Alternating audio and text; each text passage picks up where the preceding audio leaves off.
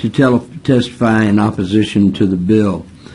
There are a couple of things that I'd like to clarify at the outset with regard to the process by which attorneys are retained under the government code as it exists right now.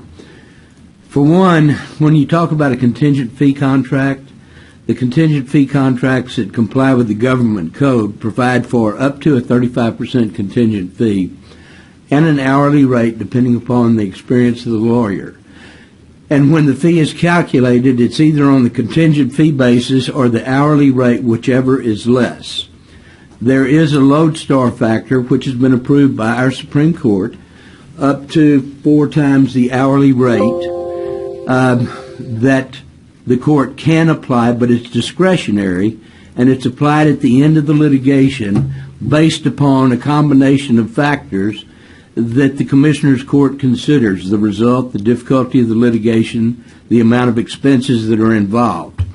But the major thing that this bill does that differs substantially from the manner in which we operate now is that it eliminates the discretion of the county judge, the county attorney, and the county commissioners in the decision-making process relative to their retaining an attorney to represent the county with regard to a local problem being dealt with by local officials who are exercising their discretion with regard to the firms that are hired. Now, the vetting process that was referenced a moment ago, in Harris County, I would imagine that my friend Mr. Odom will address that issue, but I know that in the circumstance in which Harris County was involved, there were a substantial number of firms considered. And after consideration, then ultimately our firm was selected, and we're one of 3 firms that represents Harris County, and I was honored and proud to be chosen as a result of their deliberations relative to which group of attorneys had the most experience and were the most competent with dealing with the particular circumstance that they were addressing at that time, which involves the tragedy that each county faces both financially and socially in dealing with the opioid crisis, which we all know affects all 254 counties in this state. And it was in relationship to that crisis and the cost of incarceration, the cost of rehabilitation, the cost of child protective services that we were retained. They made that decision after reaching a conclusion that the county attorney's staff did not possess the expertise to deal with the drug companies that were responsible for the illegal distribution of addictive drugs in violation of the provisions of the Controlled Substances Act, in violation of the provisions established by the Department of the Drug Enforcement Agency relative to how drugs will be distributed within the state. And because the pharmaceutical companies, some of whom were Fortune 500 companies, many of whom had pled guilty to felonious conduct relative to the distribution of product, up to and including, in one instance, Dr. Bonin, one pharmacy in Harris County distributed over 2 million prescriptions of opioids, and the manufacturers were aware of this but failed to take any action to deal with that particular circumstance. Mike, hold on just a sec. I want to allow Dr. Bonin to... Yeah, I'm sorry, I hate to interrupt. I just don't understand how the felonious activity here is relevant to this legislation. Well, the felonious activity is the heart of the problem with which I was hired by the county to address. Sure, but we're talking about this piece of legislation, not the opioid epidemic. I understand this, but in some respects this affects the opioid litigation because it would it would impinge upon the ability of the county to exercise their discretion relative to who they wanted to hire. Because what this does right now, I just did some math. We've got about a little over 1,000 county commissioners in the state, in the 254 counties, 254 county judges, 254 county attorneys. Each one of those office holders, elected locally, participates in the selection process to retain attorneys within their district. That's how it's done now. And each different office, the county attorney, the county judge, and the county commissioner, has to reach an agreement with regard to which of the various firms that are available they want to hire. Under this legislation, all of that authority is removed from each one of those officials. Every county judge, every county attorney, every county commissioner's court no longer has the authority to do that. The ultimate authority is placed in the Attorney General's office through this legislation, because even though the county can exercise their discretion and make a recommendation, the Attorney General has the right to veto the county's decision, overrule the decision of the county judge, county attorney, and the county commissioners, and there is no appeal from that. There's no guideline established for that. There's nothing that permits us any inquiry as to the reason why the contract was not approved. And as you know, under this bill, you first try to select the most competent attorney. Then if you fail to execute a contract with that, then you try to hire the second most competent attorney. If you fail in that, then you try to hire the third most competent attorney. And then if you fail completely, then the process is over. And that places complete authority in the Attorney General, unlike the system that exists now, whereas the controller exercises a purely administrative and ministerial role in determining whether your contract complies with state law, which is a requirement. And if your contract complies with state law in every respect, then you're approved. This gives the Attorney General the power to make a subjective determination as to whether or not they agree with the decision that was made back by the county at the county level, having had interviews with the various law firms that are involved, and gives him sole discretionary power to overrule that exercise. It's not only true for county attorneys, county judges, and county commissioners' courts. It's true for mayors. It's true for city council.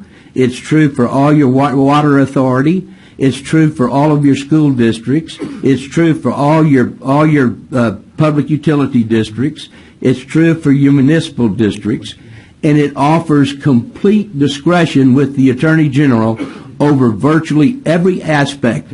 And if the Attorney General, under this bill as drafted at the present time, does not approve the contract, then the litigation does not go forward. So it not only gives the Attorney General complete power to control who you hire, it gives the Attorney General complete power over whether or not the litigation goes forward or is terminated by his refusal to approve the retention that was done back at the county or city level. Yeah.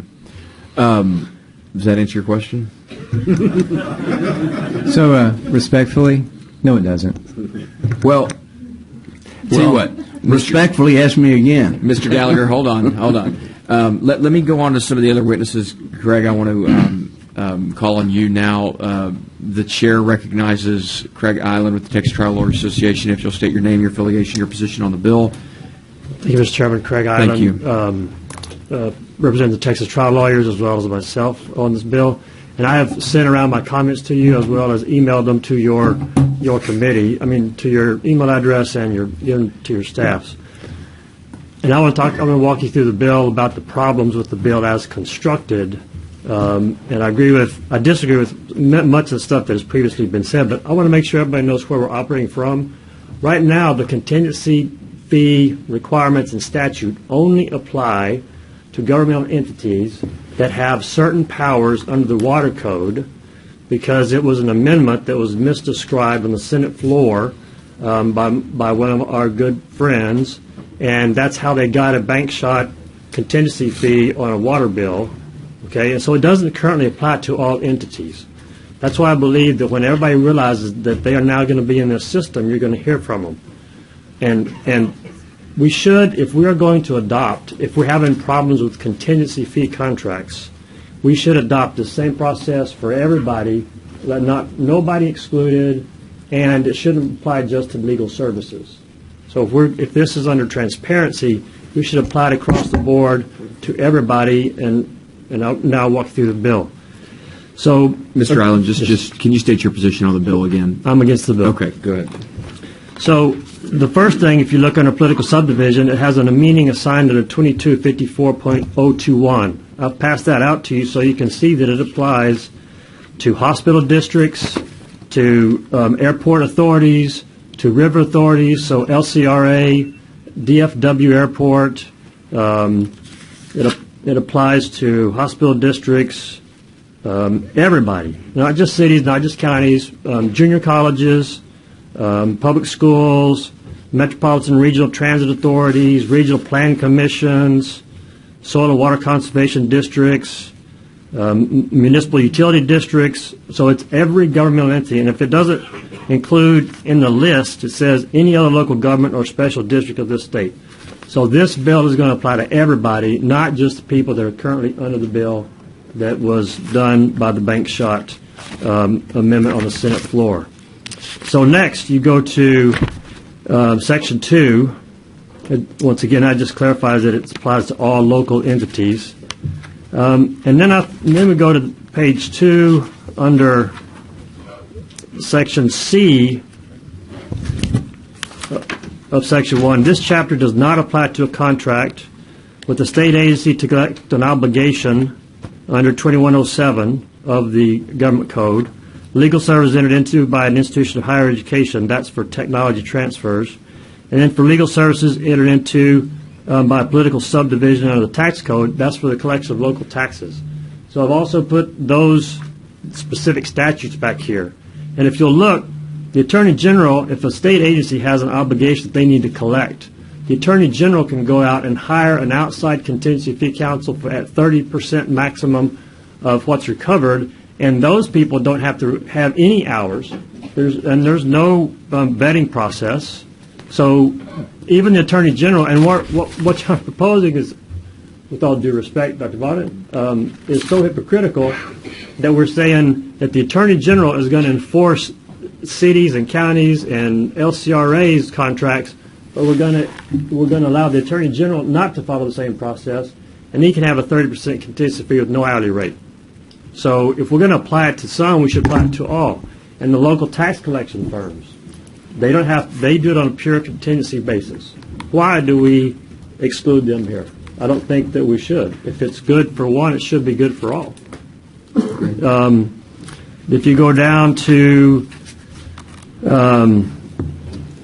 Section 2554.132, a political subdivision may select an attorney or law firm to award a contingency fee contract only in these circumstances. They've got to go to the most highly qualified attorney that demonstrates the competence, qualifications, and experience of the requested service. Okay, so how is that determined? And I jokingly put at the front of the bill that this should be named the Craig Eiland Post-Hurricane Full Employment Act, because after Hurricane Ike, I represented many commercial entities, some homeowners, and some cities and counties. And there was a publication put out by TWIA, and my average case doubled everybody else. The other top 10 people that had the top 10 number of cases, my cases doubled everybody else. And so I would take that, and I would think that under this bill, as it is listed, that every governmental entity is required to hire the most qualified attorney. If I take that information to them, I would say that they have to hire me because I'm the most qualified attorney, and they have no discretion. The problem with this is, and when you say this, a political subdivision may select an attorney or law firm only in accordance with this section. You must be the most highly qualified attorney for that purpose. So what is that? That means you can't consider local lawyers, because it's a local lawyer that you know, you trust, everybody else in town knows and trusts. You can't hire them if they're not the best the best highly qualified lawyer. It may be that there's nobody in Texas and you've got to go out to New York City to find somebody, because some of these entities have security litigations and they may have to go hire somebody from New York City because it's not limited to Texas lawyers. And if you look, it's not even required that those entities apply to an RFP or any kind of process. And so I think what I will do is go out and start a firm that says, if you're looking to hire a lawyer, you better hire me so that I can go out and vet everybody to have the most highly qualified attorney for this purpose, because you may not know who to even go ask. So those are issues with that particular part of the bill.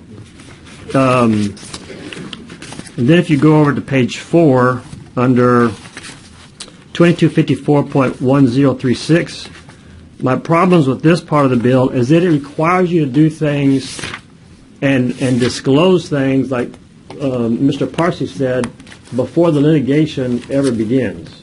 And when I've represented school districts and cities and counties, my contract has been public information at the end of the case, along when I do all my hours, and you submit your hours and you submit your lodestar fee. But just like you were asking, Chairman Morgan, there's sometimes in the power of attorney or in the contract that you don't want to be public until the time, because it may have certain information that the defendants want to know. And you don't always want the defendants to know that you're going to sue them before you do. I mean, because this is a broad range of issues. Hospital districts and port authorities, I mean, the Port of Houston, the Port of Corpus Christi. I mean, we're talking about a whole bunch of not just construction things like we talked about last week. So the process, I have no problem with, and all of the disclosure and all of that and keeping hours, but it's when do you disclose it? Because what information can be gathered from the disclosure either before litigation begins or during litigation? Hey, Craig. Yep. I hate to do this. Okay. It's a long bill. I'm really trying to keep us on track. We've got 14 more bills to hear today. Yep. These are good comments. Do you have questions, Chairman Bonin? I don't have any questions. Okay. I do agree that and we'll come back to this committee. I'll have different language for you. And okay. So the most highly qualified, that'll probably be qualified.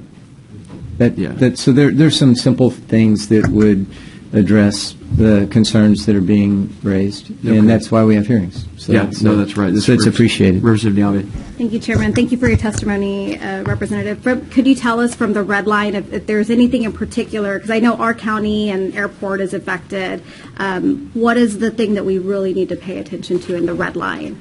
Well, so if you look over on page 7, I was getting there, this is where the Attorney General comes in. So you've got it. So once you get your contract, you submit it to the Attorney General. But you can't even begin the litigation until the Attorney General approves your contract. I think that should be, you can't pay the lawyer until the Attorney General approves the contract. But the Attorney General is getting to decide local matters of whether or not the lawsuit actually goes forward. Because you look down on page 7 under B, the Attorney General may refuse to approve a contract if he finds that it'll interfere with his authority or statutory obligations, or the Attorney General has the authority to pursue the legal matter that's the subject of the contract, or the political subdivisions fail to comply with the notice, or the findings made by the political subdivision under this section are not supported by the documents provided by the political subdivision. So what that means in the information previous to that is the Attorney General can ask for the airport or the city or the county, okay, I see, here's the contract. It's not just ministerial, like check the boxes. The Attorney General has discretion whether to approve the litigation or not. The Attorney General can ask the city or the county or the Port Authority to provide more information so that he or she could determine if it's legitimate. So the Attorney General is now in the vetting of the viability of the lawsuit that local elected people that elected you and me and him or her have already decided they want to go forward. And so that's way too much authority and discretion on the part of the Attorney General. Right now, the Comptroller's acts are ministerial, right? And that's what the Attorney General should have, is a ministerial act. And what Mr. Gallagher was talking about, how this relates to the opioid litigation, these local entities that have spent purely local tax dollars at hospital districts on opioid litigation, they want to pursue their own case and their own remedy. State attorney generals have been wanting to pursue it on behalf of the state, even though the local money is purely local and not any part of the state's business. And we're going to have that over and over and over if we pass this legislation and give the Attorney General any discretionary authority to veto or not approve a local contract. Yeah. Okay, members, other questions?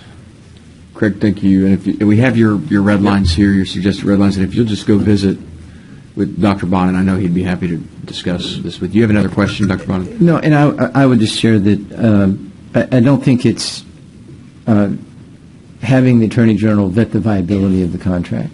But I do think that there can be situations where the Attorney General does have, or is already perhaps pursuing a matter and has the authority to pursue it, and it would actually be in the best interests of the people of the state of Texas for the Attorney General to do that, as opposed to having thousands of political subdivisions simultaneously pursuing the same issue. So I don't think it's a question of viability.